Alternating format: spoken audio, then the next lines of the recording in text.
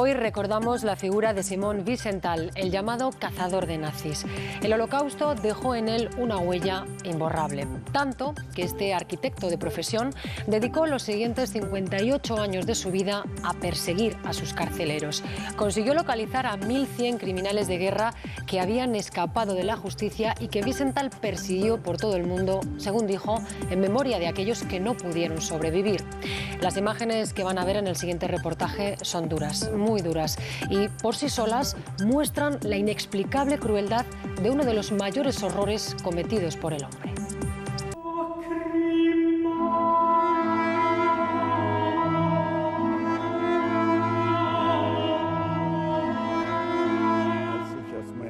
Al salir del último campo de concentración, cuando me liberaron de Mauthausen, yo no sabía si aún había alguien vivo. No sabía que había sobrevivido mi mujer, pero sí sabía que todos mis otros amigos y de mi familia ya no quedaba nadie. Y entonces comprendí que no podía volver a mi profesión de arquitecto, que tenía que dedicar mi vida a la justicia, a fin de que no se olvide aquellos que no sobrevivieron.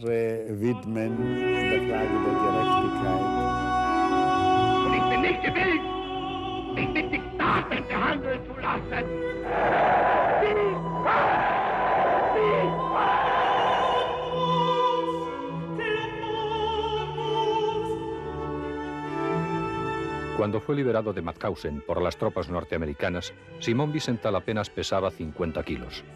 89 de sus familiares habían muerto en los campos de exterminio. Su objetivo desde entonces, perseguir a los responsables del Holocausto.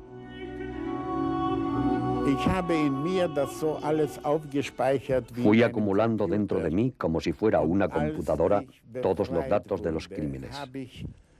Al ser liberado, yo quería hacer algo. Y los americanos me dijeron que por qué no escribía todo lo que sabía. Me dieron papel y tinta y redacté un informe en el que daba el nombre de 91 criminales. Yo había sido testigo directo de esos asesinatos. Y más de 70 de estos criminales fueron atrapados después de la guerra. Fueron detenidos.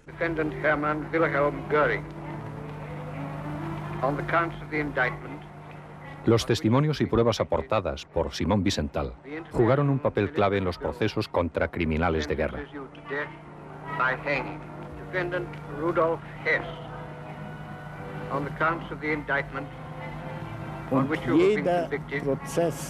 Cada uno de estos procesos era una lección de historia. Daba a la gente la oportunidad de volver a reflexionar sobre lo que pasó, porque eran recogidos en los diarios, en la radio.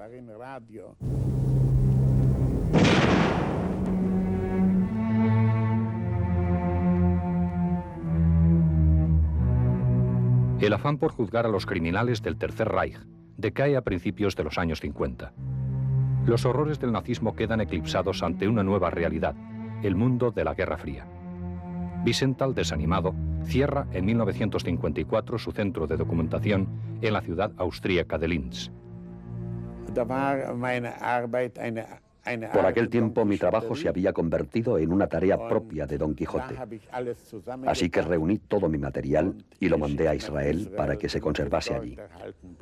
Solo guardé un expediente, el dossier Eichmann. La misma intuición que llevó a Simón Wiesenthal a conservar ese expediente le guió en su duda de que el responsable de llevar a término el exterminio de los judíos, Adolf Eichmann, hubiera muerto. La familia de Eichmann, su mujer, afirmaba que Eichmann estaba muerto e intentó que un tribunal declarase el fallecimiento. Pero yo hablé con el juez. Investigué a un testigo que había afirmado ver morir a Eichmann y resultó que ese hombre era el cuñado de Eichmann. Para mí esto indicaba que Eichmann estaba vivo, porque si alguien está muerto, es evidente que no es necesario un falso testimonio. Tras el rastro de Eichmann, Simón Wiesenthal reconstruye las rutas utilizadas por los nazis para huir. Muchos criminales nazis eran alojados en Italia, en un monasterio de Villa Sicilia, hasta que a través del obispo alemán Hudal Se les proporcionaba unas tarjetas de identidad de la Cruz Roja Internacional. Judal, con la colaboración del consulado argentino, acordó que los titulares de estas tarjetas se les daría visados para aquel país. En sus memorias, el obispo Judal ha escrito que se enorgullece de haber pasado documentación falsa a la gente. Este hecho se sabía también en el Vaticano porque el Papa Pío XII, como también ha dejado escrito el mismo Judal, jamás le quiso recibir. Jamás quiso dar audiencia al obispo alemán en Roma, hecho que debía tener una razón.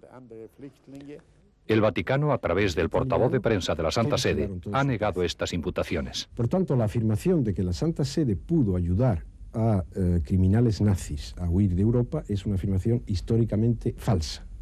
El intento de convertir ahora la figura de Pío XII en una figura discutida bajo este punto de vista es históricamente infundada. Wilfried von Oben, oficial del ejército alemán que fue ayudante personal de Joseph Goebbels, ha aportado también su versión. Von Oben señala que en las rutas de huida, España era una estación de paso importante.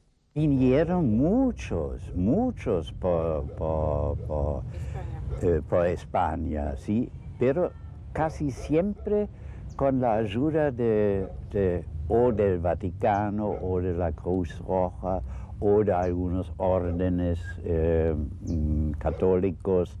En todo caso, usted tiene plenamente razón, era una estación. El 23 de mayo de 1960, David Ben Gurión, primer ministro de Israel, anunciaba al mundo la detención de Adolf Eichmann. Los datos que habían permitido a un comando del Mossad israelí secuestrar al ciudadano argentino Ricardo Klement los había facilitado Wiesenthal. Ricardo Klement era, en realidad, Adolf Eichmann. El proceso contra Eichmann lo vieron centenares de millones de personas y obligó a alemanes y austríacos a preocuparse de nuevo del tema. Este proceso fue la causa de que tribunales y fiscalías volvieran a ocuparse de los casos de los criminales nazis. El juicio y ejecución de Eichmann hizo que el nombre de Simón Wiesenthal, el cazador de nazis, fuera conocido en todo el mundo. Desde entonces ha intervenido en 1.200 casos.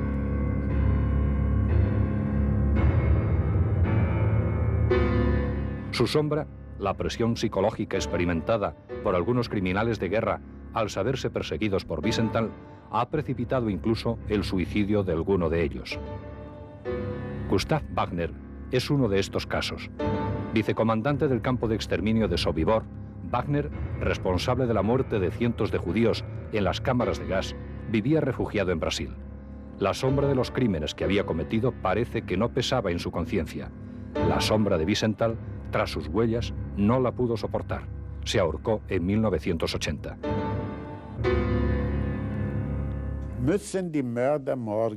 Los asesinos de hoy y los de mañana han de saber que no habrá lugar para esconderse.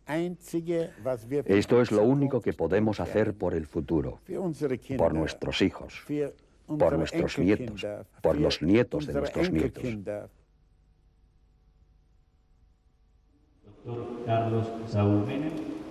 El pasado 3 de febrero, el presidente Carlos Menem firmaba el decreto de apertura de los archivos argentinos sobre refugiados nazis. La decisión de Menem crea la expectativa de que nuevos criminales de guerra puedan ser localizados. Esta circunstancia ha roto estos días la calma en Villa General Belgrano, una de las principales colonias alemanas en Argentina. El equipo de informe semanal no fue bien recibido al interesarse por posibles nazis residentes aún en Argentina. ¿Qué está molestando tanto? Bueno, yo estoy casada y tengo un hijo que es argentino y es un hombre de bien. Y vienen a revolver cosas así. Déjelo tranquilo, es gente grande ya. Déjelo tranquilo, no nos molesten más. Simón Wiesenthal jamás admite la muerte de un criminal nazi hasta no tener pruebas irrefutables. Ello le ha llevado a no cerrar el expediente del monstruo de Auschwitz, el doctor Joseph Mengele. Lo mantendrá abierto mientras no se demuestre, mediante un análisis genético, que el ADN del hijo de Mengele es idéntico al del cadáver que varios especialistas identificaron en 1981 como correspondiente al médico de Auschwitz, uno de los peores criminales del Tercer Reich. ha hecho experimentos tan atroces con gemelos. Les inyectaba en los ojos, en todas partes, en la columna, les sacaba sangre. Ha hecho barbaridades indescriptibles. Junto a Mengele, otros muchos criminales nazis continúan siendo buscados. La última detención, por el momento, es la de Josef Schwamberger, acusado del exterminio de 5.000 judíos. Titubeante e indefensa, la imagen del anciano Schwamberger, llegando a la República Federal Alemana para ser juzgado, ha hecho surgir en muchos una pregunta. ¿La paz, el fin del horror del Tercer Reich, no llegará realmente cuando se decrete para siempre el perdón de todo lo que ocurrió? El odio se muere. Esto es un lema muy bueno hoy en día, cuando Europa se reúne después de esta guerra terrible. No hay ningún judío autorizado a perdonar en nombre de los otros. Esta es la gran diferencia entre la ética judía y la cristiana. Un judío no está legitimado para perdonar en nombre de los otros.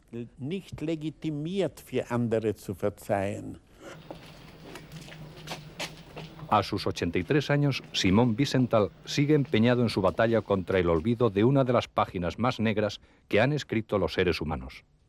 Afirma, pese a ello, y tal vez influido por la devoción que siente por sus nietos, que tiene esperanzas en el futuro de la humanidad.